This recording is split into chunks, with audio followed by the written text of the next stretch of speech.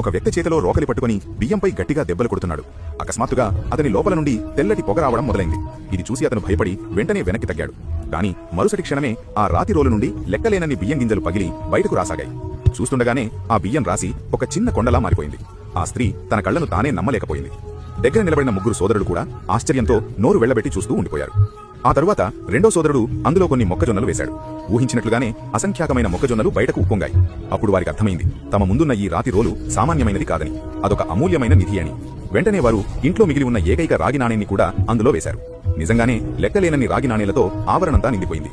నిజానికి ఆ రాతి రోలు సామాన్యమైనది కాదు. అది చంద్రుని అంతఃపురంలో నివసించే జేడ్ కుందేలు ఔషధాలను నూరే పాత్ర. ఒకరోజు పని విభజన విషయంలో 2 జేడ్ కుందేళ్లు ఒకదానితో ఒకటి గొడవపడ్డాయి. ఆ గొడవలో పొరపాటున ఈ పాత్ర తలకిందులై భూమిపై పడిపోయింది.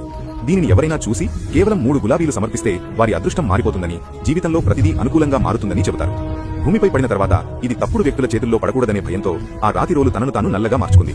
అక్కడ శిక్ష నుండి తప్పించుకోవడానికి ఆ 2 జేడ్ కుందేళ్లు కూడా నిశ్శబ్దంగా భూమికి దిగి వచ్చి దానికోసం వెతకడం ప్రారంభించాయి. ఇదే సమయంలో కొండ కింద ఒక పేద కుటుంబం నివసించేది. ఒకరోజు పెద్దన్నయ్య కట్టెలు పోగు చేస్తుండగా చిన్న తమ్ముడు 2 కుందేళ్లు గొడవ పడటం చూశాడు. అతను వెంటనే వాటి వెనుక పరిగెత్తాడు. ఆ శబ్దం విని పెద్దన్నయ్య కూడా వెంటే వెళ్లాడు. పరిగెడుతూ ఆ కుందేళ్లు ఒక రాతి రోలు లోపలికి వెళ్లిపోయాయి. అన్నదమ్ములిద్దరూ పరిగెత్తుకుంటూ అక్కడికి చేరుకున్నారు. కానీ లోపల చూస్తే రోలు ఖాళీగా ఉంది. కుందేళ్లు మాయమైపోయాయి. ఆ వస్తువులో ఏదో ప్రత్యేకత ఉందని భావించి ఇద్దరూ కలిసి దాన్ని ఇంటికి తెచ్చుకున్నారు. ఇంటికి చేరుకున్నాక పెద్దన్నయ్య ఒక కర్ర రోకలిని కూడా తయారు చేశాడు. కాసేపటి తర్వాత చిన్న తమ్ముడు ఆకలితో కడుపు నొప్పి అని గడగడలాడసాగాడు. తల్లి గత్యంతరం లేక విత్తనాల కోసం దాచి ఉంచిన బియ్యాన్ని ఆ రాతి రోలులో వేసింది. రోకలితో కొన్నిసార్లు దంచగానే మళ్లీ అదే అద్భుత దృశ్యం కళ్ల ముందు సాక్షాత్కరించింది. ఆ తర్వాత ఈ మాయా రాతి రోలు సహాయంతో ఆ కుటుంబం మొత్తం 10 గ్రామాల్లోకెల్లా అత్యంత ధనవంతులుగా మారిపోయింది. కానీ మంచి రోజులు ఎక్కువ కాలం నిలవలేదు. రాతి రోలు యాజమాన్య హక్కుల విషయంలో అన్నదమ్ముల మధ్య గొడవ మొదలైంది. చిన్న తమ్ముడు, నేనే దీనిని మొదట చూశాను, ఇది నాది అన్నాడు. పెద్దన్నయ్య, దీనిని ఇంటికి తేవడంలో నేను కూడా సహాయం చేశాను, దీనిపై నాకు హక్కు ఉంది అన్నాడు.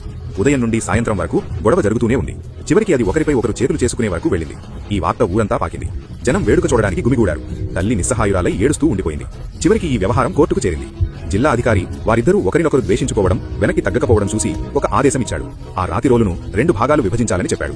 కానీ సుత్తి ఎత్తి దానిపై దెబ్బ కొట్టగానే ఆ రాతి నుండి అకస్మాత్తుగా ఒక బలమైన కాంతి వెలువడింది. దట్టమైన పొగ కమ్మిన తర్వాత ఆ రాతి రోలు మాయమైపోయింది. జేడ్ కుందేళ్ల గొడవ వల్ల భూమిపై పడిన స్వర్గపు వస్తువు ఇదేనని అప్పుడు అందరికీ అర్థమైంది. ఎప్పుడైతే మనుషులు దీనికోసం అన్నదమ్ముల అనుబంధాన్ని కూడా తెంచుకోవడానికి సిద్ధపడ్డారో అప్పుడు స్వర్గం దాన్ని తిరిగి తీసేసుకుంది.